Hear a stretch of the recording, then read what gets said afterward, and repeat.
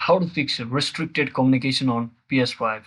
So hello guys, welcome back to my YouTube channel. In this video I'll be showing you how to fix your restricted communication features on your PS5. So first thing, just open up this settings icon at the top right corner and simply settings, and simply open this settings. So once inside settings, just tap on this users and account section, and once inside here select this console sharing and offline play, and just try to disable it and see if it's working or fixes your issue or not. So if it's still not fixing your issue, just head back and come over to this time to family and parental controls. And once you're inside here, just enter your passcode and you should land on this page and simply select this PS5 console restrictions option.